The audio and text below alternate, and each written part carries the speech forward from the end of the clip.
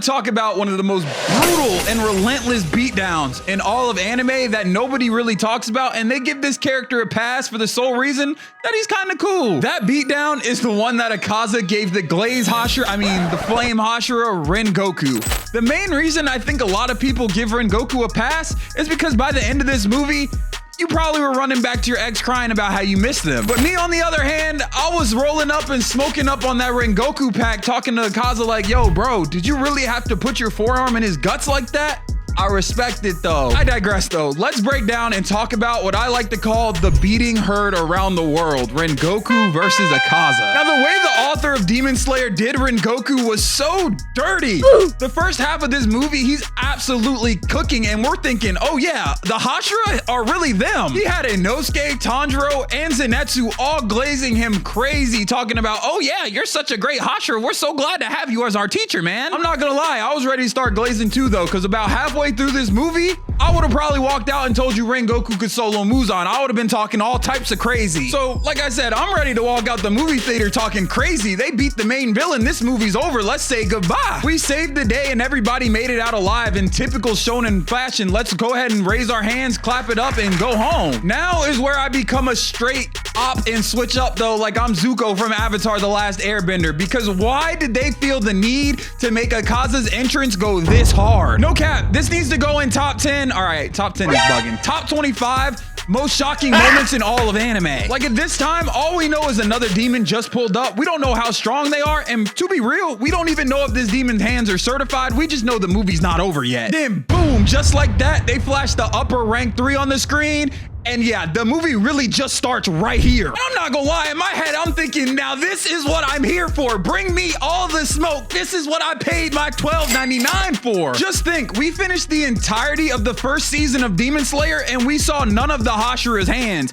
And don't sit there and try and tell me Gyu and Shinobu were running those hands. Gyu was curb stomping Rui. That does not count. I said I wanted to see a fight, not somebody getting dog walked. Now we got upper rank 3 versus a Hashira. It's about to get live. So these two really start having a standoff trying to check out, yo, who really has the better drip out of the two of us. No talking though, this man Akaza just pulls up and tries to run Tanjiro's fade. Let's not forget, this man Tanjiro can't even move, but these are demons. They do not care. Anybody can catch these fades, 100% or 1%, you're getting the hands. But Rengoku's going for none of that. He pulls up and stops Akaza by chopping off his hand. But this is when I knew Akaza was gonna be a problem.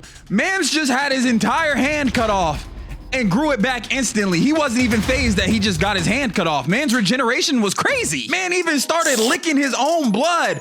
I'ma just say it now. Anybody that licks their blood before a fight, they're a lunatic. You better be ready for what they're about to do to you. Like, at that point, it's over. You might as well go home. And this is the first upper rank demon to ever pull up on Rengoku. And after one slash, he knew Akaza was there for all and any smoke that he had. So, you know, they get to talking back and forth. Basic fight etiquette before you run the hands with somebody you've never met. Who are you? I'm the Flame Hashira, Rengoku. Well, Rengoku, I'm upper 3. I don't know who you are and I really don't care. Are you trying to run these hands or not? Then this man Akaza starts trying to rizz up our Hashira Rengoku, trying to convince him to become a demon. But Rengoku's not going for any of that. Rengoku's like, nah, dog, I want to be a human. I'm not with that limit forever. So are you trying to run the hands or are you trying to talk? And Akaza just hits his little fighting stance and it's time for any and all smoke to begin. They start clashing back and forth and all we can see is the sparks, like we're watching a Dragon Ball Z fight right now. Tanjiro's just sitting on the sideline and we just hear him say, you know, y'all got it. I think I'm gonna just sit this one out. I've worked hard today. I think I need a little break. And the whole time Rengoku and Akaza are trading hands, Rengoku is locked in. He's not saying no words. He's just focusing on the battle.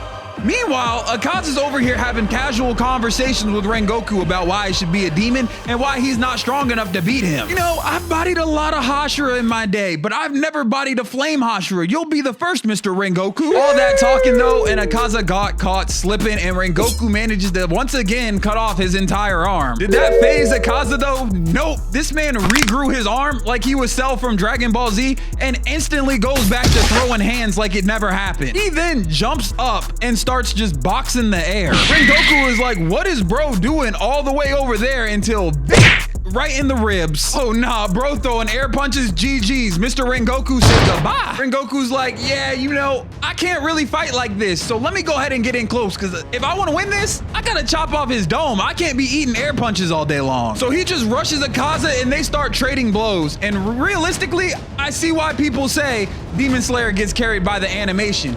I could put someone that's never watched the show in the middle of this fight, they're instantly entertained. I don't need to do any explaining, anything. I'll just put them down, let them watch, and they'll be entertained the entire rest of the movie, the last 20 or 30 minutes. Tanjiro and Inosuke try to go help Rengoku, but Rengoku has to tell him to stop. Hey, listen, I know y'all want to help me, but I'm gonna be real with y'all right now. Y'all aren't built for this. Let me handle this and y'all just take notes. And Akaza's just over there watching like, hey, don't let them distract you from these hands I'm about to put on you. Rengoku's trying to put up a fight, but Akaza just blasts his man back into the battlefield. And you know it's getting bad when you're getting beat on and your boy's gotta check on you and ask if you're okay. Akaza is trying to really spare Rengoku and get him to become a demon. He really is not trying to put these hands on him, but Rengoku just can't take up his offer. But Rengoku's like, nah, nope. I gotta get my get back now, and he just rushes in to start fighting Akaza once again. And Akaza's just like, oh, that's cool. I'm gonna just keep putting these hands on you until you say yes then. Inosuke's thinking, man, I should really probably jump in and help right now, but if I try and step in, they can both smoke my pack. So once again, I'm gonna just stand back and watch. And Akaza once again is like, bro, Rengoku, I'm trying to give you a chance to live. If you don't choose to become a demon, I'm gonna have to keep putting these hands on you and you're not gonna make it out alive. Those are your two options. Now Akaza really starts putting the hands on Rengoku.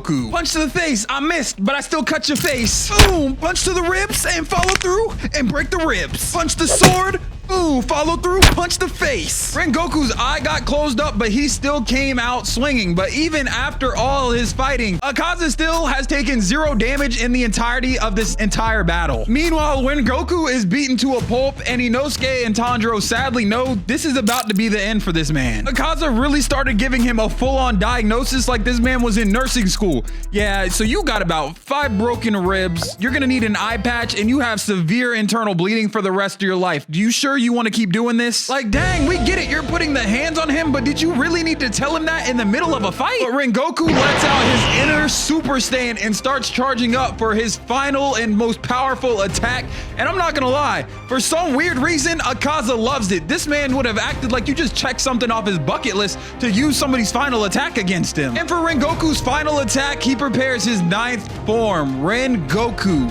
You know a move better be cold if you name it after yourself. You can't be naming your ultimate move after yourself and having it be mid. I'm sorry. This man really belongs in Blue Lock because this man is an egoist naming his move after himself. They put 95% of the budget into this move right here because all I can say is wow from the sequence that we got right after this. Akaza takes on the blow head first and Rengoku manages to slice through him and causes a massive fire tornado. And at this point, we think it's over. We all think that Rengoku somehow managed to beat the upper rank 3 demon Akaza. But when we cut back, all we see is Akaza's forearm going through Rengoku's stomach. And look at Akaza's face. He's just so unentertained, like, man, why did you make me do this to you? And Akaza gives Rengoku his final chance to become a demon, and Rengoku says, nah, I'm gonna do my own thing, and goes after Akaza's neck to try and finish the deal. He even managed to stop a punch from Akaza, which is quite impressive actually, and try and hold him until the sun comes out so he can get the victory. He gets close, but Akaza manages to lose both his arms and just takes off into the forest. Akaza, this is a prime example why you don't ever play with your food. You almost got packed up, by the way. Then Tanjiro comes up for some reason and starts talking crazy to Akaza and even manages to throw his sword through his chest after calling him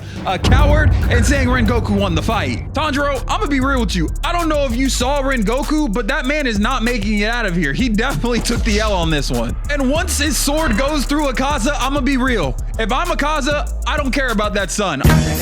I'm spinning the block and I'm taking out Tanjiro. You was talking too crazy for your mans. You're glazing him crazy, relax. Then Rengoku just manages to give his final words to his students that I guess he trained for about an hour. Like, Rengoku was cool and all, but really, what are y'all crying for? The movie was only an hour long. You're crying over a man you knew for maybe 30 minutes. I could understand if we've known him since episode 1, but you just met him. What are you crying for, little bro? Then I start hearing people talk about afterwards, at least he put up a good fight.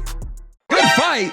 That man got bounty bagged and did 0 damage. What fight did he put up? The only damage he managed to do to Akaza was when Akaza was playing too much. Man played with his food and caught the hands a little bit, but he still took 0 damage. The fight overall was phenomenal, but let's be real. Akaza violated and did Rengoku so dirty. Imagine getting trash talked to you while you're fighting somebody. Whole time, they're not even fighting you for real. They're just talking trash while they're beating on you. If people didn't love Rengoku so much, I think in this situation, we would all agree that he pretty much got dog walked for the last 30 minutes of this entire movie. I appreciate it if you made it to the end of the video. Be sure to leave a like. It really helps a lot. And if you want more content, be sure to click this video about Zenitsu. Well, you see what the title is.